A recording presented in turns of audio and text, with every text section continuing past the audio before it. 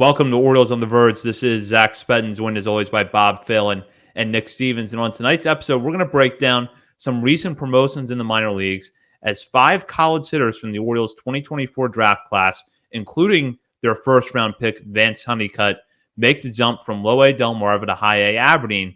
They arrive in Aberdeen with a chance to help the Ironbirds get to the postseason here in the last week of the A-ball season. We will break that down on this episode, but first, Orioles on the Verge is brought to you by BetOnline.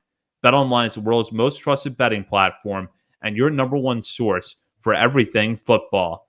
BetOnline has every stat, every matchup, and even live odds and spreads to bet on during the games. Think you know your stuff? Get in our $200,000 mega contest and pick 5 games against the spread every week for your chance at weekly prizes and a share of $200K. When the game's over, head on over to our online casino and get on a game of blackjack or poker or on one of our over 150 slots games. Head to the website today to get in on the action. Bet online. The game starts here. As I mentioned at the top of the show, this week brought more promotions in the minor leagues as Vance Honeycut, Griff O'Farrell, Ethan Anderson, Austin O'Verne, and Ryan Stafford all make the jump from Low A Delmarva to High A Aberdeen. And their promotions come in the final week of the season, but for the Ironbirds, the timing is pretty good as they try to catch up to the Jersey Shore Blue Claws for a chance to win the second half title and make the postseason. So we'll talk about that a little bit tonight, but we'll focus more broadly on the players that were promoted.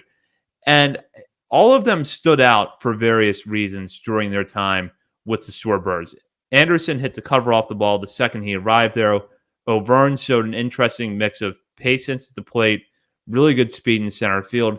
Stafford moved around the field and hit no matter where he was playing on the field on a given night. O'Farrell looked good with the bat, and although his time with the Shorebirds was shorter than the other players, we saw some flashes of what could make Vance Honeycut an interesting prospect. Now, Nick, I'll start with you, and let's take a look at the guys that were with the Shorebirds a little bit longer, and that's Stafford, O'Verne, O'Farrell, and Anderson. What stood out to you during their time in Delmarva? I mean, first and foremost, I don't think I have any hard takeaways with these guys because we're talking about the college bats who did have some success in a couple weeks in Low A, which is to be expected. I think it'd be a much more deeper, concerning conversation if they were struggling, but they did not. But for the guys who were there a little bit longer, like you met Ethan Anderson, I feel like, I don't know, it's like a natural swing. I don't think he's doing it on purpose. I think it's just natural, but it looks like he just like bat flips everything, which I love. But I love the line drive power there from Ethan Anderson that he showed in Delmarva. And honestly, I just think with Ethan Anderson, I kind of go back to one of his other former UVA teammates, not Griff O'Farrell, who is still his current teammate, but like Kyle Teal, the catcher in Boston's organization, one of the Red Sox top prospects. I wouldn't be surprised if Ethan Anderson has a similar like offensive profile as Kyle Teal. Maybe not as much power, but like walks more and gets on base more. And Kyle Teal is a very good prospect over there in Boston system. We said draft night that I think Ethan Anderson, night one, it was Vance Honeycut, Griff O'Farrell, and Ethan Anderson. And I think we were all kind of in agreement that Ethan Anderson was the more intriguing prospect. I said right after the draft that I was going to rank Anderson ahead of Griff O'Farrell in my personal rankings, and I did not go through with that, honestly. I have Griff O'Farrell above him, but I think there are still just more questions there with Ethan Anderson. But after watching him in Delmarva, I am more bullish on him. Defensively, I don't know if he's – I know someone said when he first got promoted, a couple of people asked, like, is he going to stick at catcher? I don't know. Didn't watch him play catcher. So TBD, but this is just like a first taste, first reaction for me. And it was very positive with Ethan Anderson. I just like what the bat showed me with Austin O'Verne. His stat line was kind of wild. There was a ton of extra base hits. He got on base. He struck out a lot. He stole a lot of bases. He got caught stealing a lot, but I like it. They were just kind of like, go out there and just do you. And I think he did that. Like he hit nearly 300. He had a 151 WRC plus. I still can't shake this like Dante Williams vibe with him. And so I want to see next year, like what are you going to show me in high A that he can shake that from my mind and show that he's not on this Dante Williams trajectory? I think if he can, Austin Overton is going to be a pretty fast riser in our rankings. And with Stafford, we talked a lot about him the other week. I just love the versatility. He played catcher, he played second base, he played outfield, great walk rate, pretty solid strikeout rate, was hitting like all singles that first 2 weeks or so. But then he had 3 doubles in his last 6 games with Delmarva. So I think that was a very positive sign. I just think he could be a unique utility type player in this system. And I'm always kind of more intrigued when the smaller school guys, because he's from Cal Poly, different Cals. I think it was Cal Poly he's from. I'm more impressed when the smaller school guys get up to Delmarva and hit just as well, if not better, than these bigger school guys. And that's what Stafford did. So I think he's just part of this new fun breed of backstops that the Orioles brought in. And I think he could add a cool wrinkle to the system. But all 3 of those guys, I think, performed as or better than expected. Yeah, I think Nick just did an awesome job breaking everyone down individually. I would just say that, it was cool that these guys all performed well. It's short sample size, so can't take too much away from it either way. These guys were great. Honeycut didn't exactly light the world on fire, didn't get much playing time either. And even a guy like Colin Tuft, who I think is batting like 130 after the first few weeks, I don't really make a judgment on him too harsh either. So it's just cool that they came out, they performed, they're getting this experience under their belt, and now they get to go to Aberdeen and get that experience under their belt and just get a taste before they start there next year. And yeah, I'm going to try to get out to a game. I think this is the last week it is the last week of the season, and I think Aberdeen's home. So I might try to get out there, but that Aberdeen lineup right now between Leandro Arias, Aaron Estrada, and there's international guys that got promoted a couple weeks ago with now these guys. It's a fun team to watch. So I'm going to try to get out there, but I'm happy with what the draftees have shown so far. With O'Vern, I'm hoping that what we saw at Delmarva is a sign that his performance at the Cape is carrying over a little bit, because that was the one thing we were hearing out of the draft was the numbers at USC this spring were underwhelming, but he showed that like he looked like he was making strides in the Cape Cod League. And you would have to think that the Orioles noticed that and noticed what was working for him there. Now, realistically, you're not going to make meaningful adjustments in the span of even a month after the draft. There's going to be a lot of work that goes into the offseason to figuring out how you're going to make Austin O'Vern a better hitter, because from what I saw of him in person a couple of weeks ago at Delmarva is he's got very good pitch recognition. He's a very athletic guy. He runs well, but like Nick said, those kind of players, and Dante Williams is an example, sometimes they don't develop a hit tool. And so they top out in the high minor leagues, or they hit minor league pitching, but they never hit major league pitching that well. So they're an up and down fifth outfielder for most of their careers. You have to hope with O'Vern that there is enough there with the hit tool that the Orioles can develop him. But from what we saw at Delmarva, definitely some positive takeaways. And then one of the things that jumps out to me about these guys are the walk rates. Stafford, again, a very small sample size, only 63 plate appearances, but walked almost 15% of the time while striking about 19% of the time. O'Vern walked over 17% of the time. So there's definitely some good pitch recognition from these players. So we'll have to see how that translates to higher level next year. Now, before we move on to Honeycut, I'll just bring this up, which is that we're not going to learn a whole lot in a week at Aberdeen.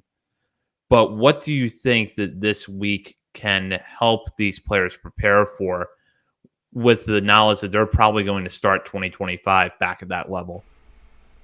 I think it particularly can help the coaches that are going to be with them potentially next year. You know, they might get promoted as well, but it's just going to, I think, help the organization form a development plan for the offseason. You know, the more data they have, and high A is better competition than low A, so you get a little bit, you know, more data there to see what they need to work on. And we know that this organization can come up with a strong game plan and really work to improve in certain areas. So I think that's exactly what it is. And yeah, just get a good look at especially with Aberdeen being home. Like, you get a feel for the ballpark that you're going to be playing most of your games in for the first few months of 2025. Yeah, it's because we kind of pushed this because we heard from players themselves a lot of the issues with the ballpark, and I don't know if they're fixed or not this year, so I can't speak to that. But in years past, there were issues with the lighting and the batter's eye, and just a lot of things going on down there in Aberdeen that contributed to some struggles. And we always kind of assumed it was not a very hitter-friendly park, when in fact it kind of is more. It leans more hitter-friendly than pitcher-friendly according to park factors. But it's the fact that why you see so many guys struggle in Aberdeen, it's because this is their first full year as a pro. And so the travel, the grind, it's completely different. Like, this is like their honeymoon period right now. And so, like, keep living in that honeymoon period for this final week. Enjoy it. Get used to Aberdeen. Get used to the city, because you're going to be there for at least half of next season. It will be interesting to see who is like the Matthew Etzel. Can we get a guy that breaks out next year where they kind of buck the trend of guys struggling their first year? But just tonight, well, Monday night, Tuesday night, when they made their debuts, we're all thrown off from the holiday there. Griff O'Farrell had 2 singles and a walk. Ethan Anderson, 1 for 2 with a double, 2 walks, and a stolen base. Austin O'Verne was 0 for 2, but had an RBI, 2 walks, and a stolen base. Ryan Stafford, 1 for 4, 2 RBIs in their high A debuts. Just more of that. Just keep doing what you're doing, get comfortable, and yeah, we'll see what happens next year. And if these guys come out cold next year, I'm sure for some of them, maybe there'll be a guy or two where like that's the end of the road for them. But remember, next year when they start out cold, like, that's okay. They are adjusting. This offseason is when they're going to make the bigger swing adjustments to their game and everything. And then they're going to have to learn how to adjust to that in game action. So for right now, over these last 5 games they have, just keep doing what you're doing down there. Let's go to Honeycut. Shopify is the global commerce platform that helps you sell at every stage of your business. Shopify is there to help you grow. Shopify helps you sell everywhere, from their all-in-one e-commerce platform to their in-person POS system. Shopify's got you covered. Shopify helps you turn browsers into buyers with the internet's best converting checkout, 36% better on average compared to other leading commerce platforms, and sell more with less effort thanks to Shopify Magic, your AI-powered all-star. What I love about Shopify is how no matter how big you want to grow, Shopify gives you everything you need to take control and take your business to the next level. Shopify powers 10% of all e-commerce in the U.S., and Shopify is the global force behind Allbirds, Rothy's, and Brooklinen, and millions of other entrepreneurs of every size across 175 countries. Plus, Shopify's award-winning help is there to support your success every step of the way. Because businesses that grow with Shopify. Sign up for a $1 per month trial period at shopify.com/Westwood1, all lowercase. Go to shopify.com/Westwood1 now to grow your business, no matter what stage you're in. Shopify.com/Westwood1. My dad works in B2B marketing. He came by my school for career day and said he was a big ROAS man. Then he told everyone how much he loved calculating his return on ad spend. My friends still laugh at me to this day. Not everyone gets B2B, but with LinkedIn, you'll be able to reach people who do. Get a $100 credit on your next ad campaign. Go to linkedin.com/results to claim your credit. That's linkedin.com/results. Terms and conditions apply. LinkedIn, the place to be. Now, and we've talked and pointed this out, that when we're referring to how these players did in Delmarva, everything was done to a very small sample size. And that's especially true of Honeycut, because most of the players who were just promoted to Aberdeen arrived in Delmarva on August 13th. Honeycut was more than a week behind them, so his sample size is smaller. He makes the jump to high A after only 8 games in low A, and there's nothing good or bad that you can really take away from 8 games and 36 plate appearances. But if you want to take that at face value, it reinforces some things that we think we know about Honeycut, which is that he can draw walks, he's got speed, he covers a lot of ground in the outfield. We didn't really see the power, but again, just 8 games, so I don't know that you would expect that to come through. But he does have some swing and miss tendencies, and he struck out, in fact, in 36% of his plate appearances with the Shorebirds. So I think we know what Honeycut's strengths and weaknesses are, what the Orioles need to fix with him, which is the swing and miss, but how they're going to fix it and if they're going to fix it is still an open-ended question. From the little bit we have seen and from what you know about Honeycutt, what you've learned about Honeycutt since the draft, how do you feel about him as a prospect right now? I feel the same. I'm not like I don't want to sound like, oh, it doesn't matter what these guys did and blah blah blah, and then kind of reverse it with Honeycutt. But Honeycutt's the first round draft pick, and he is a reprint of other draft picks and other guys we've seen in his organization. Enrique Bradfield, Jed Fabian. Yes, there are differences, but that same mold, he's part of that. And we know Fabian had his ups and downs, and then we saw Fabian have that breakout in Bowie. Enrique Bradfield Jr. got to high A this year and struggled. Then had the injury and the concussion. Came back from the IL off the concussion, started hitting, got to Bowie this year, and has been hitting pretty darn well in Bowie. I think I've seen a lot of other comments. People agree that the bat looks so much better now here to close out his first full year. With Honeycutt, it's a wait and see. I honestly don't care what any of the numbers say for Honeycutt this year. We know he's going to swing and miss a lot. I think it's just settle in this offseason. Like I said, with the other guys, they'll make their adjustments with him. If he's a Dylan Beavers type project and it's a major overhaul, or if it's smaller tweaks they need to do, but they'll work with him in the offseason. And then I'm holding off until next year. For this year, it's all about if you get to watch him and enjoy it. Get to know who he is a little bit. That's it for me with Honeycutt. We understand that this is a project pick, and I'm willing to just give him a lot more time than some of these other guys. 100%, completely agree. I mean, he's the same player he was when he was in college, when he was drafted. Now he's easing into play. They're just letting him go out there and do his thing and have fun, and then they'll analyze and work with him, like we said with the other guys. But it's not surprising that he's striking out because that's kind of part of his game at this point. It's what he does. So he's going to hit the ball hard. He's going to swing and miss. And the Orioles are going to try to curve that a little bit where it's a little bit less swing and miss, a little bit more contact, but they're not going to want to change who he was because they drafted him because he does damage to the ball and he's got really good tools all around. So, yeah. Keith Law, respect your opinion, but I disagree for now. And with that, now we'll jump into our final segment of the night where we shout out a player outside the top 30 portion of our top 50 list for something they've done recently, whether it's been a good game or a good week, or maybe there's just something interesting in their stat line that we want to point out. And I'm going to start with Nick on this one because this can take us back to Delmarva by focusing on a player who was recently promoted there, but it's a player of a different mold, a young international signee who put up a very good year in the FCL and could be a big part of Delmarva's club in 2025. Yeah, I think if you want the next in the line of Freddie Ben Cosme and then this year Leandro Arias and Aaron Estrada, I think next year that guy is going to be Ellis Cuevas. He hit his first 2 home runs last week with Delmarva, stole 3 bags, had 3 walks, 3 strikeouts in 5 games. Go back and listen to our Best of the Rest episode from the other week. We talked about him a lot there, went on into more detail on Cuevas on that episode. But he is a name that I think people should be paying attention to. I know I will next year. See what he does his first full season. He's still only, 19 years old too. So love seeing him not only get to Delmarva, but showing off the power immediately. And then my pitcher was...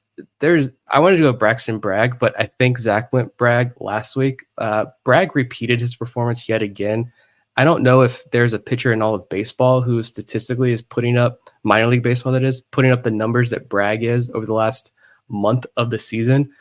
But we'll share the wealth here. And I'm obsessed with the undrafted free agent guys. So I'm just going to shout out Trent Terzinski, undrafted free agent out of Valparaiso, probably the most unique delivery in the entire system.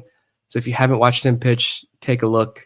He returned from Tommy John surgery he had in college with more velo, got a pretty lethal curveball. He pitched 2 scoreless innings last week with 2 strikeouts, no walks. He's now pitched 6 innings on the year, since he signed 3 weeks ago. No earned runs, 2 walks, 8 strikeouts in those 6 innings. There are a lot of undrafted pitchers in this year's class, but I think Terzinski stands out a little bit above the rest to me when I look at that group there. Good stuff. Cuevas, especially, we know Delmarva that ballpark really restricts performance for left-handed hitters, and he hit 2 bombs as a left-handed hitter there, so that was cool to see. I love Cuevas as well. My hitter is Elio Prado. He's not having a great season. We've talked about him in the past. He's kind of been on and off the back end of our top 50 the last couple of years, but he did have a good week for Aberdeen. Batted .375 with an .861 OPS /153 WRC plus. He had a double, walked 3 times, stole 4 bases. So good week for him. Happy for him. I don't know how much longer he's going to be in the organization, but I am a fan while he's here. And my pitcher is going to be Kyle Verbitsky, who has been really, really good again after a slow start to the season. He did this last year. Seems like he's basically full-time reliever, sometimes multi-inning reliever. So I think he's looked good. He got promoted to AA on August 21st, and in that time span, he's pitched 6.1 innings, given up 1 run on 6 hits, 2 walks, and 10 strikeouts. So that's pretty good. But if you go all the way back to June 5th, he has a 1.87 ERA over 33.2 innings with 46 strikeouts and only 5 walks. So like him as a reliever prospect at this point. He came over with Cole Irvin in the Darryl Hernandez trade. He might not be a starting pitching prospect that much anymore, 25 years old, but if he can transition to the bullpen and perform like this, then maybe they still have some. Good choices. I'll start with my hitter, and it's Edwin Amparo, who made the jump from the FCL to Delmarva back at the beginning of August. And if you look at his numbers in the FCL, it tells an interesting story, which is that the batting average wasn't much, but he walked at a very high clip, had a 121 WRC plus, and did all of this at the age of 19. So already Amparo had, by most reasonable measures, a good year.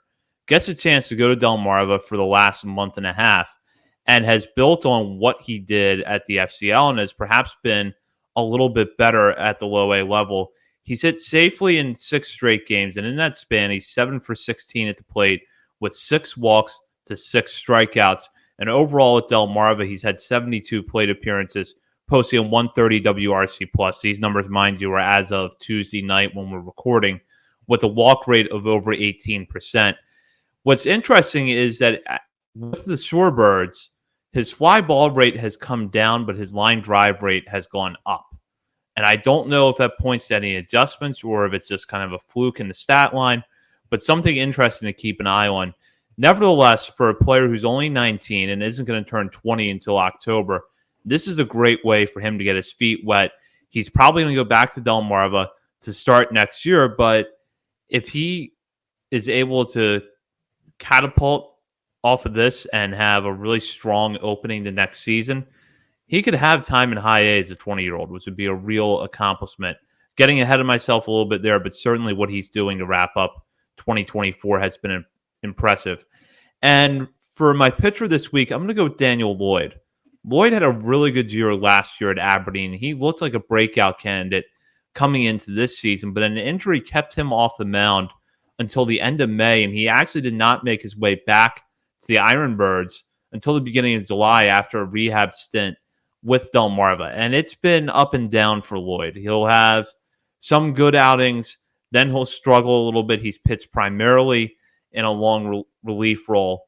But last week, he had one of his best outings of the season, piggybacking for starter Edgar Portes on Thursday night against Wilmington.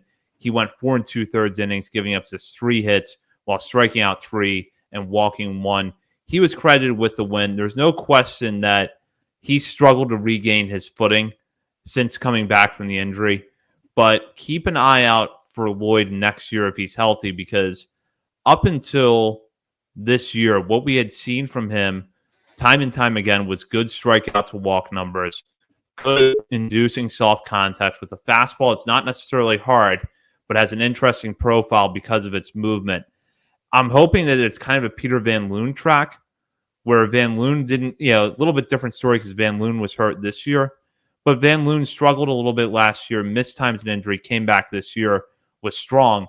Lloyd missed a lot of this year, and it's been slow for him to get going again as he's gotten back on the mound, but maybe he can string together a few good outings and end this year on a high note. Yeah.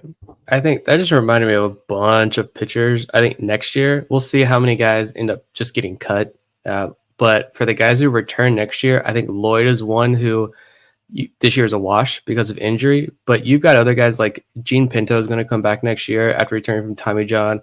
Cooper Chandler had a really good season last year, was getting written up by John Mioli. He's missed most of the year due to an injury. Daniel Fetterman's missed all year due to an injury. There are a couple guys down there in Delmarva, like Wyatt Cheney, Teddy Sharkey, Reese Sharp. I think there are a lot of interesting guys in that Daniel Lloyd camp next year. It's going to be fun to see who sticks around and who's able to take a step forward next year. And just happens to be that 2023 is just a wash because of injuries. Yeah, Preston Johnson is that guy for me. So yeah, good one. And with that, that does it for this episode. We will be back next week. In the meantime, you can check us out on our many social media channels, including Facebook, Instagram, Threads, X, TikTok, and YouTube. We're also over at Substack, Orioles on the Verge.substack.com. And while you're browsing around the internet, be sure to sign up for our Patreon community because this week we dropped our updated top 50 for the month of September. That is exclusive to patrons. You can join our Patreon community for as little as $3 a month, have access to bonus daily coverage at $5 and $10 levels, and at any paying level on Patreon, you will be given access to our exclusive channels inside of our Discord. So you're not going to want to miss that. Be sure to head over to patreon.com to check that out. For Bob Phil and Nick Stevens, this is Zach Spedden. You've been listening to Orioles on the Verge, presented by BetOnline and part of the Believe Podcast Network.